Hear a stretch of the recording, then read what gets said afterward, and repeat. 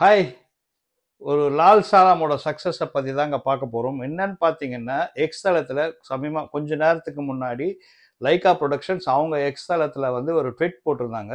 என்னன்னு பார்த்தீங்கன்னா, Lal Salaam running successfully மக்களோட பேராதரையோட சக்ஸஸ்ஃபுல்லாக போகுது, 3வது வாரத்துக்கு என்ட்ரி ஆயிருக்குன்னு போட்டிருக்காங்க. சரி, என்னடா இந்த ட்வீட்டுக்கும் நீ வந்து பேசுறதுக்கும் என்ன சம்மந்தம்னு உங்களுக்கு தோணலாம். அது என்னன்னு பார்த்தீங்கன்னா, இந்த லால் சலாமை பொறுத்த வரைக்குமே நான் பார்த்த வரைக்குமே நிறைய ரிவ்யூவர்ஸ் யூடியூப்ல கொடுக்குறாங்களா ரிவ்யூவர்ஸ், அவங்க எல்லாருமே இதுக்கு நெகட்டிவாக தான் சொல்லியிருந்தாங்க. யாருமே வந்து பாசிட்டிவான ஒரு இதே சொல்ல. படத்தில் ஃப்ளாஸ் இருக்கு, எல்லா படத்துலையுமே ஃப்ளாஸ் இருக்க தான் செய்யும். ஈவன் சத்யஜித் ரே படம் எடுத்த கூட அதில் ஃப்ளாஸ் இருக்க தான் செய்யும். அது கண்டுபிடிக்கிறது ரிவ்யூவர்ஸ் வேலை இல்லைங்க. சும்மா எல்லாமே வந்து என்ன பார்த்தீங்கன்னா ஒரே நெகட்டிவ் நெகட்டிவ் நெகட்டிவ்னு கொடுக்கறது கிடையாது. ஒரு படம் எடுக்கிறதுக்கு எவ்வளோ கஷ்டப்படுறாங்கன்றது நம்ம புரிஞ்சுக்கணும். நம்மளால முடிஞ்ச அளவுக்கு வந்து பாசிட்டிவிட்டி, அந்த படத்தில் என்ன பாசிட்டிவ் இருக்கோ அதை சொல்லுங்க.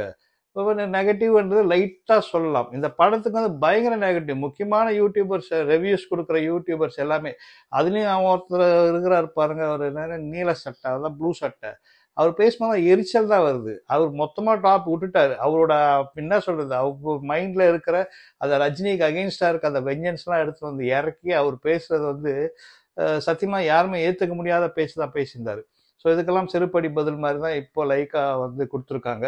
10 கோடி கூட ஆகல, 4 கோடி கூட ஆகலன்னு சொல்லி நிறைய பேர் எவனோ எங்கெங்க இருந்தாலும் பூதாகரமாக கிளம்பி வந்து ரிவ்யூஸ் கொடுக்க ஆரம்பிச்சாங்க.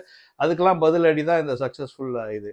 இன்ஃபேக்ட் பார்த்தீங்கன்னா, ரஜினிக்கு அகெயின்ஸ்டா இருக்கிறவங்க ஆகட்டும், சாட்டே ஆகட்டும், பைல்வான் ரங்கநாதன், இவங்களாம் ஒரு நல்ல ரிவ்யூ கொடுத்துருந்தாங்க. ஆக்சுவலாக ஒரிஜினலா அவங்க சொன்னதுமே வந்து படம் ஓஹோ ஆகா இல்லை, படத்தோட பாசிட்டிவிட்டி என்ன, அந்த படத்தை ஏன் பார்க்கணும், இந்த மாதிரி விஷயங்கள்லாம் இருக்குன்ற மாதிரி அவங்க கரெக்டாக சொல்லியிருந்தாங்க.